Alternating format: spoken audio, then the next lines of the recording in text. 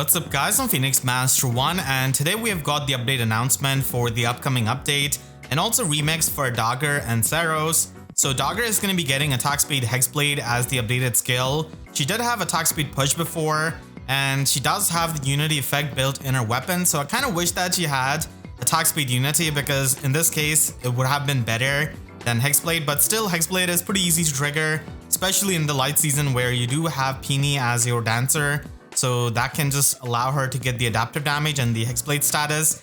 And then she has got a remix in Sun Twin Wing Plus. So previously this was getting outclassed by tier 4 null follow-up skill like physical null follow-up, but now it does provide her with 20% true damage based on her speed, and also it pierces through the damage reduction by 50%, just like physical null follow-up. So it's a bit better physical null follow-up, which is something that she really wanted.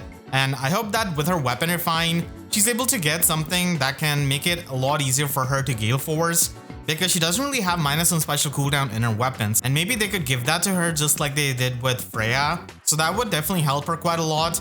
She is going to be mainly providing Pathfinder, and I hope that she can have maybe another support effect in her weapon refine. That would be good along with Pathfinder, because it is going to be hard to function as a light mythic unit if you don't really gale force better or double down on the support. So definitely needs to have some kind of weapon refine that is a bit more support oriented as an offense unit in Aether Raids. And then we have got Seiros getting her remix. She's going to be getting attack resistance Scowl, which is a huge upgrade compared to mere impact. So getting the Scowl skill is good because she does have the resistance to make use of it. And then she's going to be getting a big remix to her Wings of Light Plus. So basically it is going to be checking for the number of mythic allies on your team, and if it's 3 or less than 3, then they can get +X to all of their stats. This X is going to be depending on the turn number +3, so it is going to be going all the way up to max 8. And then you're also able to give 30% damage reduction to those mythic heroes on your team. And the range of the skill is global, so that's pretty good. Anywhere on the map they're going to be getting these effects. And then she can give the effects to the allies in 3 rows and 3 columns centered on her, and these are going to be +4 to all of these stats, and also special cooldown charge +1 on both enemies attacks and on the foes attacks. So this is going to be really good for the Aether Raids defense teams, because Seiros didn't really add too much to the support aspect, and a lot of times people would just replace Wings of Light with Canto Control because it would give more value. So finally she can do something as a mythic unit in Aether Raids defense and provide the support not only to the mythic unit but also to the other allies of her team. And then she's able to get all of these effects herself if there's any kind of mythic ally on your team, excluding Seiros, or if there's an ally in 3 rows or 3 columns centered on her. So she's able to get +5 to all of her stats in the combat, also gets 30% damage reduction, and also gets the special cooldown charge +1. So this is going to be good for her. Then she's going to be able to trigger Dragon's Roar, the new special of Legendary Lilier, on the retaliation with this kind of special cooldown that she can get. So the breath effect is really good for her, and the damage reduction is going to be good. If she ends up having some kind of flat damage reduction based on her resistance, I think that would be definitely good for her defensively, and stacking up this kind of damage reduction is going to be nice. So we're going to be doing their refines next week, and there are other units who also are going to be getting weapon refine. We've got Gangrel here with 11 daggers, so maybe he could get the Null Guard effect. That would help him trigger lethality, and then getting special charges would also be good. And because he's got the 11 dagger, he could maybe get the adaptive damage, and they have been giving Hexblade status on like free-to-play weapons and such, as we have seen, so it is something that they could do with Gangrel. And a lot of people are going to be waiting for his refine because he's a popular merch project. Then there's also Annette getting her weapon refine, and she can give the +1 movement after rallying with her weapon. So I hope that she can get a refine that allows her to get another action, because she's going to be expending her player phase action for just rallying up an ally. So if she's able to get some kind of extra action, that would be really good for the action economy. And then she's also, I hope that she's able to give herself the buffs that she's able to give to the ally. So in this case this would be +1 movement, and maybe she could give out the Hexblade status because of having the adaptive damage herself. So they could just try and double down on the support and let her give other status effects to her allies and maybe get another action at the bare minimum. That would be pretty good for her. And then we have got Duo Micaiah. Now the problem with a lot of Micaiahs is that they do have the high attack and they do have the high resistance and the effective damage against armor and cavaliers, but the thing is that you really need the damage reduction piercing. So I hope that Duo Micaiah can get that, and it could be a weapon refine that just builds off the debuffs because she does have the dominance button. So I could see that happening, maybe the foe penalty double effect. Brave Micaiah also has a weapon that works off the debuffs, so it's not far-fetched to think that she might be getting something like that. So I hope that she can get the damage reduction piercing, or at least like 50% damage reduction piercing. Like at least some level of damage reduction piercing is needed as a nuke with high attack, and you know, not a lot of skills that you could run on her. And of course, because she's a flying unit, she's going to be able to run Flared Mirror, so that's going to be giving some pre-combat damage.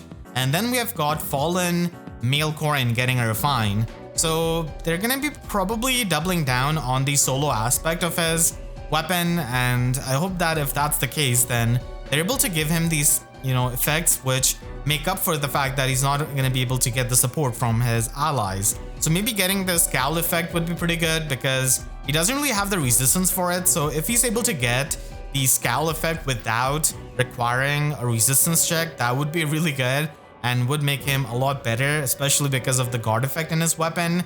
I wonder if Fallen Ike is going to be getting a weapon refine next month.